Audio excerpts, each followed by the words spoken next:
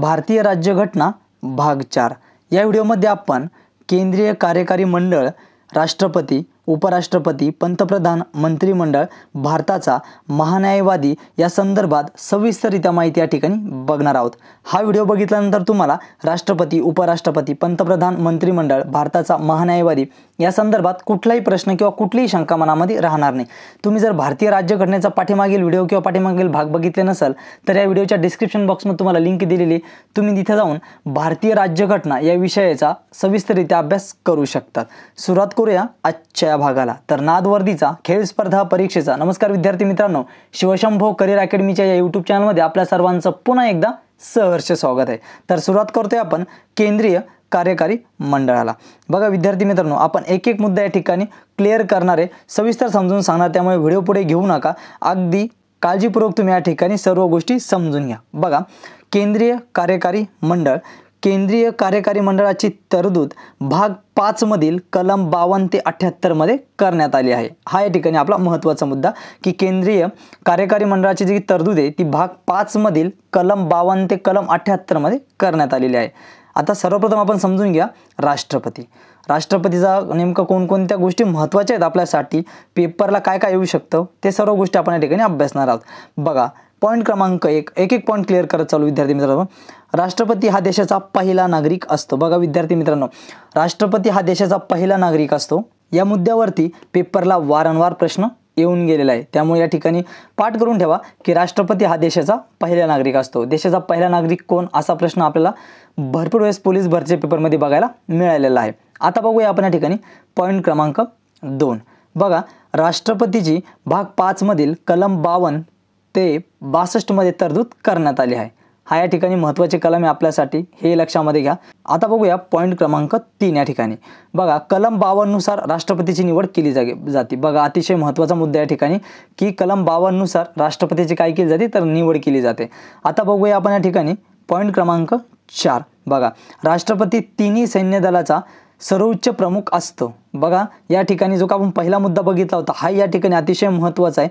त्यानंतर बघा 3 नंबरमध्ये बघा की कलम 52 नुसार राष्ट्रपतीची निवड केली जाते व राष्ट्रपती तिन्ही सैन्य दलाचा सर्वोच्च प्रमुख असतो। हा प्रश्न देखील पेपरला विचारण्यात आलेला आहे। आता बघूया आपण पॉईंट क्रमांक 5। संविधानाचे उल्लंघन या कारणास्तव राष्ट्रपतीवर महाभियोग चालविला जातो। बघा संविधानाचे जर उल्लंघन केले तर या कारणावरून राष्ट्रपतीवर देखील महाभियोग चालविला जातो। त्यानंतर बघा पॉईंट क्रमांक 6। राष्ट्रपती निवडणूक कलम 54 नुसार अप्रत्यक्ष निवडणूक पद्धतीने होते। या ठिकाणी महत्त्वाचं आहे अप्रत्यक्ष निवडणूक पद्धत, पेपरला हा प्रश्न विचारण्यात आलेला आहे की राष्ट्रपतीची निवडणूक कशा पद्धतीने होते, तर अप्रत्यक्ष निवडणूक कलम जर विचारला तर कलम 54 नुसार घेण्यात येते। आता बघा पॉईंट क्रमांक 7। बघा राष्ट्रपतीला संसदेचे दोन्ही सभागृहातील म्हणजेच लोकसभा व राज्यसभा निवडून दिलेले खासदार म्हणजेच निर्वाचित तसेच विधानसभेतील निवडून आलेले विधानसभेचे आमदार राष्ट्रपतीची निवड करतात। बघा राष्ट्रपतीची निवड कोण कोण करतात तर या ठिकाणी लक्षात घ्या, लोकसभा व राज्यसभा निवडून आलेले खासदार तसेच विधानसभेतील निवडून आलेले विधानसभेचे आमदार राष्ट्रपतीची निवड करतात। हा मुद्दा या ठिकाणी आपण लक्षामध्ये घ्यायचा आहे। आता आपण या ठिकाणी बघूया पॉईंट क्रमांक 8। दिल्ली व पुदुचेरी या केंद्रशासित प्रदेशाचे विधानसभेतील निर्वाचित आमदार राष्ट्रपती निवडणुकीत भाग घेतात। हा देखील या ठिकाणी महत्त्वाचा मुद्दा आहे, तो लक्षामध्ये ठेवा। दिल्ली व पुदुचेरी हे जे केंद्रशासित प्रदेश आहे येथील विधानसभेतील निर्वाचित जे आमदार आहे ते राष्ट्रपतीच्या निवडणुकीत भाग घेतात। हा मुद्दा या ठिकाणी लक्षामध्ये ठेवा। आता आपण बघूया पॉईंट क्रमांक 9। बघा राष्ट्रपतीच्या निवडणुकीत लोकसभा, राज्यसभा, विधानसभा व विधान परिषद यावर निवडून आलेले नामनिर्देशित सदस्य भाग घेत नाही। या ठिकाणी हा एक जो पॉईंट आहे हा या ठिकाणी तुम्ही नीट समजून घ्या की राष्ट्रपतीच्या निवडणुकीत लोकसभा, राज्यसभा, विधानसभा व विधान परिषद यावर निवडून आलेले, आणि हा शब्द या ठिकाणी आपल्याला काय करायचं आहे तर लक्षामध्ये ठेवायचं आहे। बघा नामनिर्देशित सदस्य भाग घेत नाही। आता बघूया पॉईंट क्रमांक 10। राष्ट्रपतीचा कालावधी तो निवडून आलेल्या वेळेपासून 5 वर्ष असतो।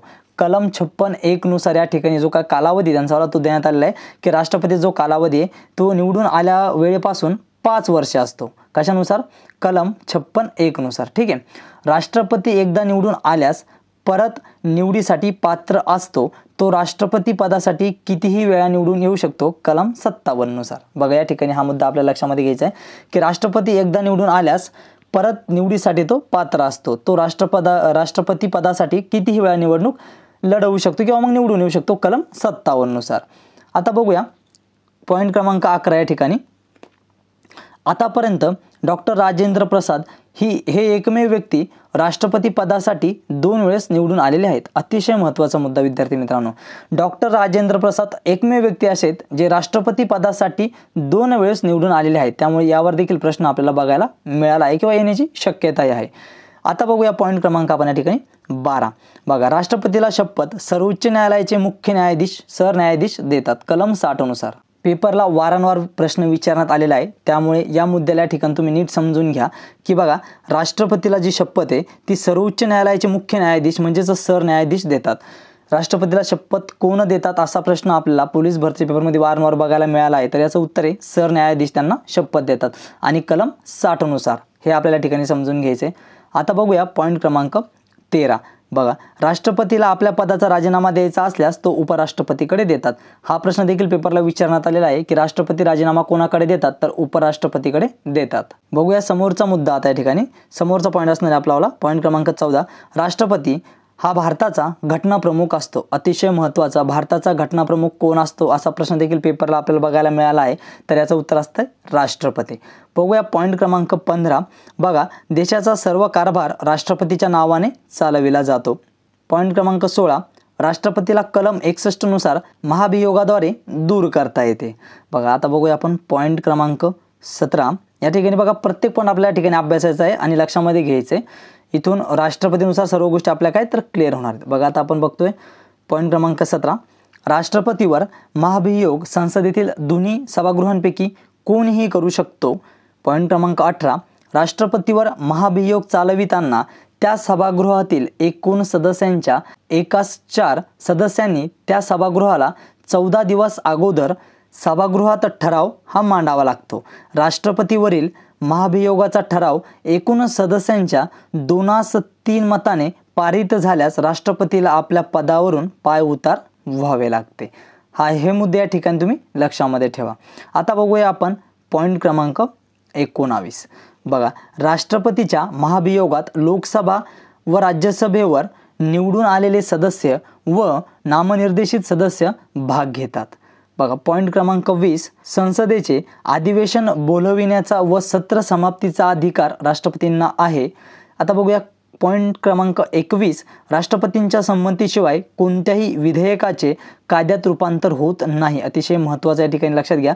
राष्ट्रपतींच्या संमतीशिवाय कोणत्याही विधेयकाचे कायद्यात रूपांतर होत नाही. आता बघूया पॉईंट क्रमांक 22. बघा विद्यार्थी मित्रांनो एक पॉईंट या ठिकाणी लक्षामध्ये घ्या.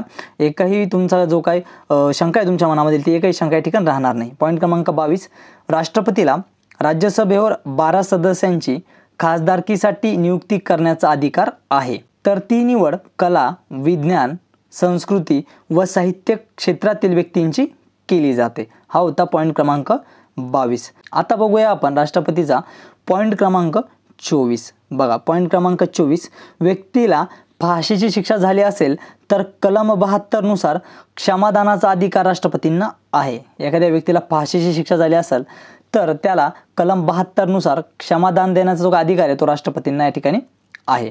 आता बघूया पॉईंट क्रमांक 25. दोन्ही सभागृहामध्ये म्हणजेच लोकसभा व राज्यसभामध्ये एखाद्या विधेयकाबाबत काही विवाद निर्माण झाल्यास राष्ट्रपती त्यांचे संयुक्त बैठक बोलवतो व त्या बैठकीचे अध्यक्ष लोकसभा अध्यक्ष असतात. राष्ट्रपती काही कारणास्तव गैरहजर असल्यास किंवा राजीनामा दिल्यास त्यांचे काम उपराष्ट्रपती पाहतो, परंतु राष्ट्रपती पदासाठी 6 महिन्याच्या आत निवडणूक घ्यावी लागते. हा होता पॉईंट क्रमांक 25. आता आपण या ठिकाणी बघणार आहोत पॉईंट क्रमांक 26. राष्ट्रपतींना कलम 352 अंतर्गत राष्ट्रीय आणीबाणी, त्यानंतर कलम 356 अंतर्गत राष्ट्रपती राजवट व कलम 360 अंतर्गत आर्थिक आणीबाणी लावण्याचा अधिकार आहे. हे कलम या ठिकाणी तुम्ही पाठांतर करून ठेवा. या कलमावर परीक्षेला वारंवार प्रश्न विचारण्यात आलेला आहे. 352 कशाच्या संबंधित आहे तर अंतर्गत राष्ट्रीय आणीबाणी. त्यानंतर कलम 56 कशाच्या संदर्भात आहे तर अंतर्गत राष्ट्रपती राजवट व कलम 360 आर्थिक आणीबाणी. तर या ठिकाणी कलम पाठांतर करून ठेवा. आता आपण या ठिकाणी बघणार आहोत पॉईंट क्रमांक 27.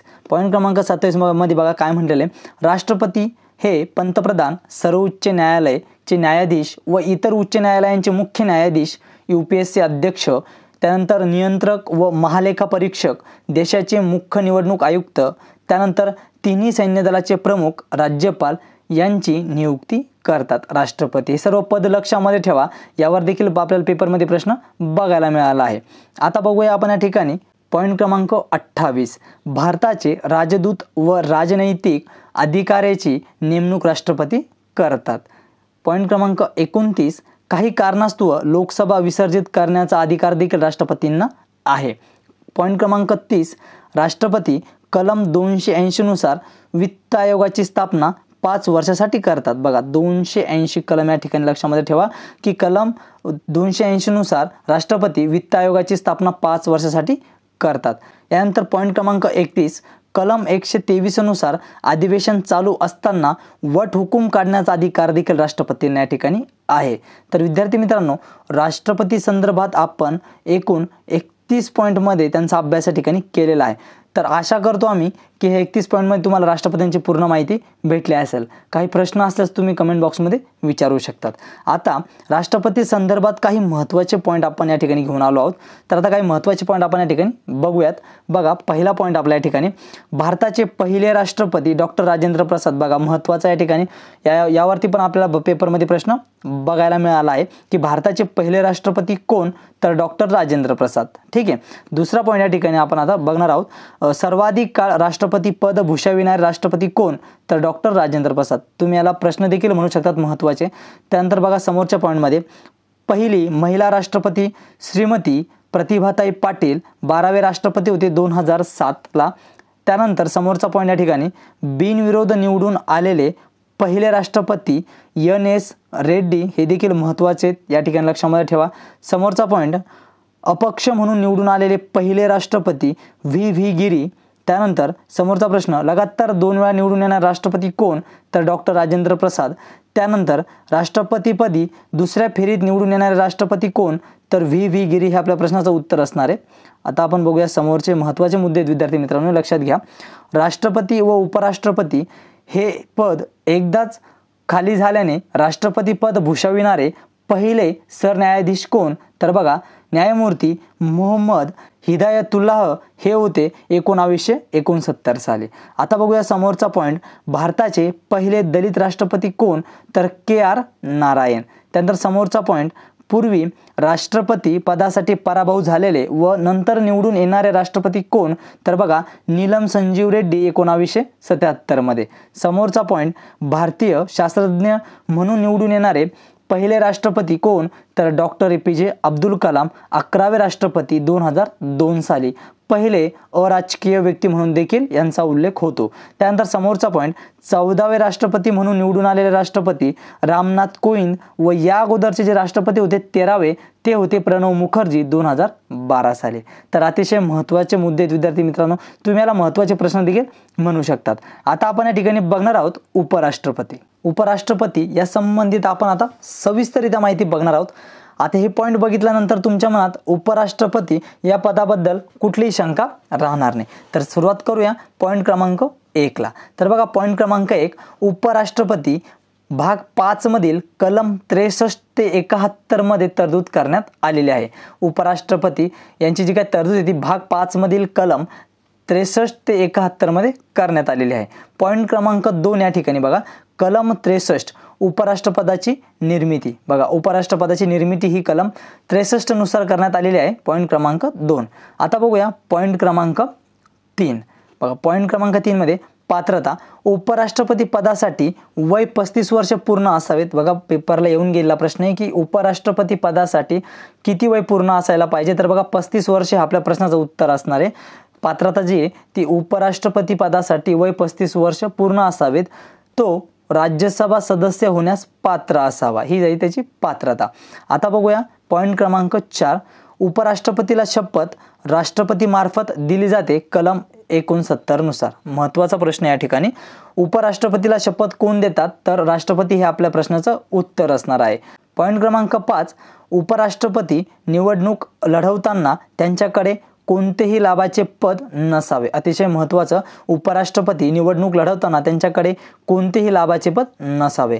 आता बघूया पॉईंट क्रमांक 6, उपराष्ट्रपती हा राज्यसभेचा सभापती असतो. अतिशय महत्त्वाचं, भरतीला वारंवार हा प्रश्न विचारण्यात आलेला आहे. राज्यसभेचा सभापती कोण, तर आपल्या प्रश्नाचं उत्तर हे उपराष्ट्रपती पाहिजे. पॉईंट क्रमांक 7, उमेदवार उपराष्ट्रपती म्हणून निवडून आल्यास त्याला आपल्या सदस्याचा किंवा मंत्रिमंडळातील पदाचा राजीनामा द्यावा लागतो. म्हणजे एखादा उमेदवार उपराष्ट्रपतीपदी निवडून आल्यास त्याला तो जो सदस्य असणार आहे पहिले त्याचा राजीनामा किंवा मग मंत्रिमंडळात जो ज्या पदावर असणार आहे त्याचा राजीनामा त्याला या ठिकाणी द्यावा लागतो. आता बघूया पॉईंट क्रमांक 8, उपराष्ट्रपती पदाची निवडणूक राष्ट्रपतीच्या निवडणुकीप्रमाणे होते, परंतु यावर निवडणुकीत लोकसभा व राज्यसभातील सर्व सदस्य भाग घेतात. कलम 66 नुसार विधानसभा विधान परिषद सदस्य भाग घेत नाही. या ठिकाणी आपल्याला लक्षात घ्यायचं आहे की उपराष्ट्रपती पदाची जी काही निवडणूक आहे ती राष्ट्रपतीच्या निवडणुकीप्रमाणेच होते, परंतु या निवडणुकीत लोकसभा व राज्यसभेतील सर्व सदस्य भाग घेतात कलम 66 नुसार, परंतु विधानसभा व विधान परिषदमधील सदस्य भाग घेत नाही. आता बघूया समोरचा पॉईंट क्रमांक 9. एक एक पॉईंट या ठिकाणी लक्षात घे विद्यार्थी मित्रांनो.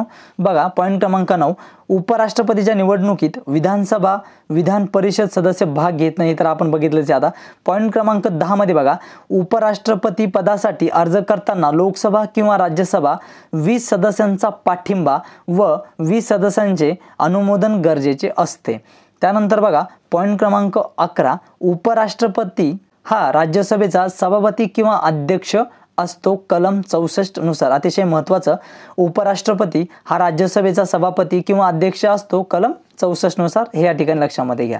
आता बघूया पॉईंट क्रमांक 12, उपराष्ट्रपती पदाचा जो काही कालावधी आहे तो असतो 5 वर्ष.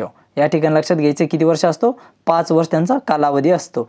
पॉईंट क्रमांक बघूया आता 13, उपराष्ट्रपतींना राज्यसभेचा सभापती या अधिकाराने पगार दिला जातो. पॉईंट क्रमांक 14, उपराष्ट्रपतीचा पगार 1,25,000 रुपयावरून 4 लाख केला आहे. आता बघूया पॉईंट क्रमांक 15, राष्ट्रपती गैरहजर असल्यास किंवा राजीनामा दिल्यास उपराष्ट्रपती हा राष्ट्रपती म्हणून काम पाहतो. पॉईंट क्रमांक 16, उपराष्ट्रपतींना पदावरून दूर करावायचे असेल तर तसा ठराव 14 दिवसापूर्वी प्रथम राज्यसभेत मांडावा लागतो, नंतर तो ठराव लोकसभेत मांडला जातो. आता बघूया पॉईंट क्रमांक 17, राष्ट्रपतींवर महाभियोग चालवला जात नाही. जसं राष्ट्रपतीवर महाभियोग चालवला जातो तसं उपराष्ट्रपतींवर महाभियोग चालवला जात नाही. या ठिकाणी हे लक्षामध्ये घ्या. आता बघूया पॉईंट क्रमांक 18, उपराष्ट्रपती पद रिक्त झाल्यास 6 महिन्याच्या आत निवडणूक घ्यावी लागते, तोपर्यंत हे पद खालीच राहते. आता बघूया पॉईंट क्रमांक 19, उपराष्ट्रपती हे हंगामी राष्ट्रपती म्हणून काम पाहताना त्यांना राष्ट्रपतीचे वेतन व भत्ता दिला जातो. आता बघूया पॉईंट क्रमांक 20, उपराष्ट्रपतीची अनामत रक्कम 15,000 रुपये असून ती RBI बँकेत जमा करावी लागते. तर उपराष्ट्रपती या ठिकाणी आपण पूर्णपणे समजून घेतला आहे. आता या संबंधित काही महत्त्वाचे प्रश्न म्हणू शकतो आपण, महत्त्वाचे मुद्दे आपण या ठिकाणी अभ्यासणार आहोत. तर या ठिकाणी पहिला महत्त्वाचा मुद्दा बघा किंवा पहिला महत्त्वाचा प्रश्न आपण त्याला म्हणू शकतो, भारताचे पहिले उपराष्ट्रपती कोण, असा प्रश्न आपल्याला बघायला मिळाला आहे. तर आपल्या प्रश्नाचं उत्तर असणार आहे एस राधाकृष्णन. ठीक आहे. आता बघूया दुसरा प्रश्न आपला, 2 वेळा राष्ट्रपती पदासाठी सलग निवडून येणारी पहिले उपराष्ट्रपती कोण, तर या ठिकाणी देखील आपलं उत्तर एस राधाकृष्णन हेच असणार आहे. तर बघा प्रश्न क्रमांक 3, सलग 2 वेळा निवडून येणारे दुसरे उपराष्ट्रपती कोण, तर बघा मोहम्मद हमीद अन्सारी हे आपल्या प्रश्नाचं उत्तर या ठिकाणी असणार आहे. त्यानंतर महत्त्वाचा प्रश्न बघा समोरचा, राष्ट्रपती पदासाठी निवडणूक हारलेले उपराष्ट्रपती कोण, तर भैरवसिंह शेखावत 2002 साली. त्यानंतर समोरचा महत्त्वाचा पॉईंट बघा, राष्ट्रपती बनलेले पहिले उपराष्ट्रपती कोण? तर डॉक्टर सर्वपल्ली राधाकृष्णन. त्यानंतर शेवटचा महत्त्वाचा मुद्दा, महत्त्वाचा प्रश्न, 2 वेळा बिनविरोध निवडून आलेले पहिले राष्ट्रपती कोण? तर डॉक्टर सर्वपल्ली राधाकृष्णन.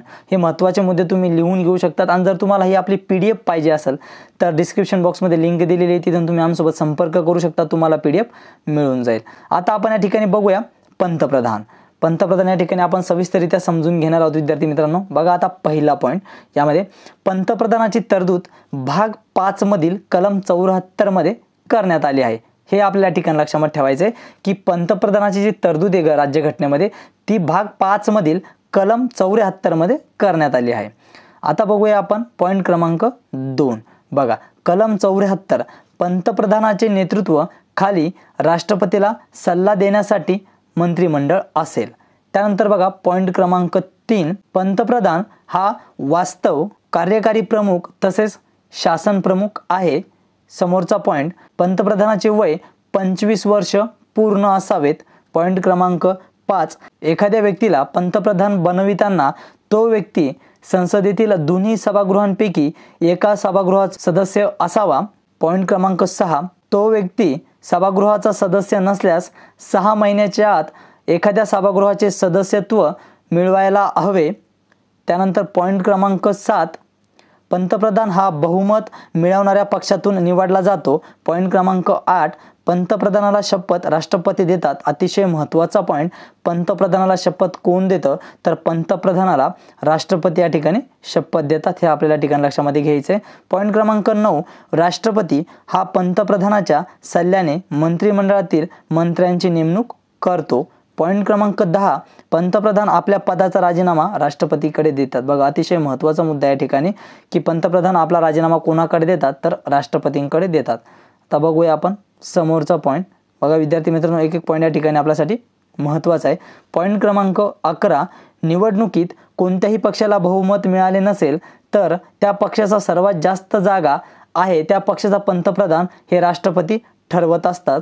पॉईंट क्रमांक 12, परंतु त्या पक्षाला लोकसभेत 1 महिन्याच्या आत बहुमत हे सिद्ध करावे लागते. पॉईंट क्रमांक 13, पंतप्रधान हा भारतीय प्रौढ मतदारांनी निवडून दिलेल्या लोकसभेतील खासदार यांच्या पसंतीने निवडलेले असतात. पॉईंट क्रमांक 14, पंतप्रधानाचा राजीनामा म्हणजेच संपूर्ण मंत्रिमंडळाचा राजीनामा मानला जातो. पॉईंट क्रमांक 15, घटनेत पंतप्रधानाचा कालावधी निश्चित केलेला नाही, कारण लोकसभेत जोपर्यंत बहुमत आहे तोपर्यंत तो पंतप्रधान असतो. पॉईंट क्रमांक 16, परंतु सामान्यतः पंतप्रधान जो कालावधी आहे तो 5 वर्ष असतो. ठीक आहे. आता बघूया आपण समोरचा पॉईंट. पॉईंट क्रमांक 17, पंतप्रधानाचा पगार 50,000 रुपये वरून 1,70,000 करण्यात आला आहे. पॉईंट क्रमांक 18, पंतप्रधान हे तिन्ही आयोगाचे, या ठिकाणी बघा तिन्ही आयोगाचे अध्यक्ष असतात. हा महत्त्वाचा मुद्दा. पॉईंट क्रमांक 19, पंतप्रधान हे राष्ट्रीय एकात्मता परिषद, आंतरराज्य परिषद आणि राष्ट्रीय जलसंपदा परिषद यांचे अध्यक्ष असतात.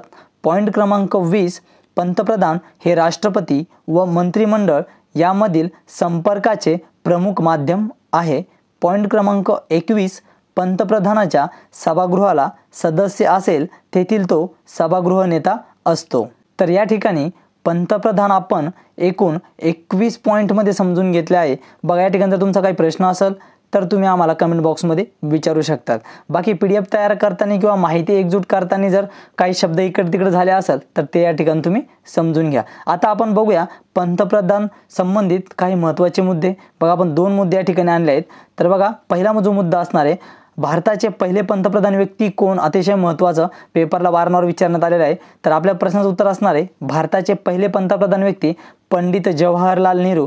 त्यानंतर दुसरा जो काय पॉईंट आपण आणलेला आहे, पहिल्या भारतीय महिला पंतप्रधान कोण आहे?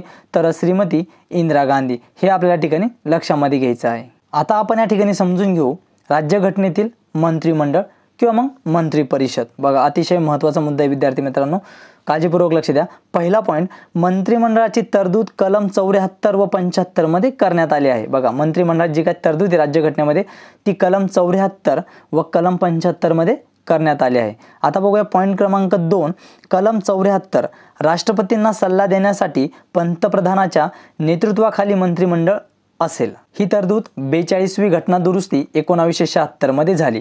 पॉईंट क्रमांक 3, राष्ट्रपती पंतप्रधानाच्या सल्ल्याने इतर मंत्र्यांची नियुक्ती करेल कलम 75(1) नुसार।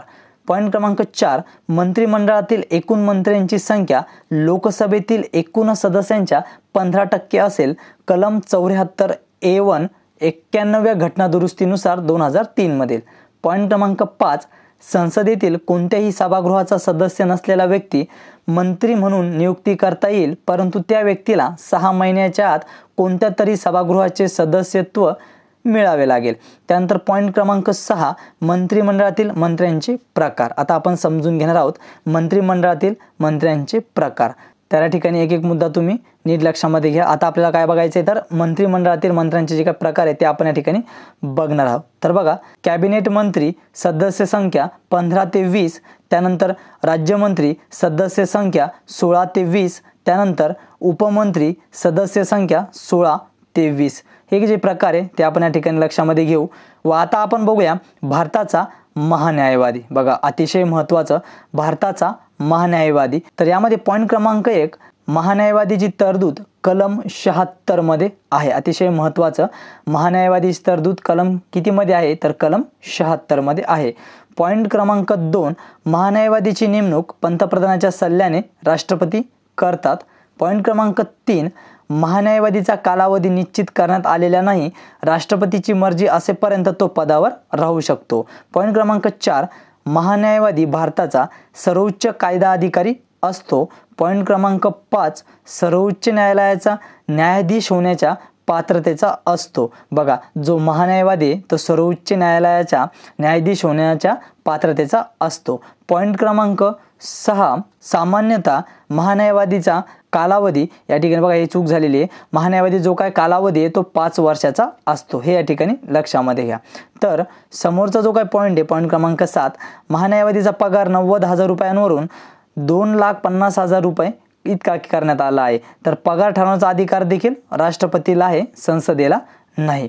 तर विद्यार्थी मित्रांनो, आशा करतो की तुम्हाला कार्यकारी मंडळ पूर्णपणे या ठिकाणी समजला असेल। तुमचा काही प्रश्न असेल तर तुम्ही आम्हाला कमेंट बॉक्समध्ये कळवा। आणि जर तुम्हाला अभ्यास करण्यासाठी ही PDF पाहिजे असेल किंवा आपल्या राज्यघटनेची पूर्ण PDF तुम्हाला पाहिजे असेल तर डिस्क्रिप्शन बॉक्समध्ये लिंक दिलेली आहे, तिथून आमच्याशी संपर्क करा, तुम्हाला ही PDF भेटून जाईल। तर राज्यघटनेचा जो काय पुढील भाग पुढील व्हिडिओमध्ये आपण सर्व गोष्टी बघा, संसद, लोकसभा, राज्यसभा या संदर्भात सविस्तररित्या माहिती घेतलेली आहे। तर तुम्ही आपल्या चॅनलच्या राज्यघटना या प्लेलिस्टमध्ये जाऊन संसद, लोकसभा व राज्यसभा यांचा अभ्यास करू शकतात। आणि त्यासोबतच भरतीच्या प्रवासात अशाच महत्त्वपूर्ण व उपयुक्त माहितीसाठी सबस्क्राईब करा नाद वर्दीचा खेळ स्पर्धा परीक्षेचा।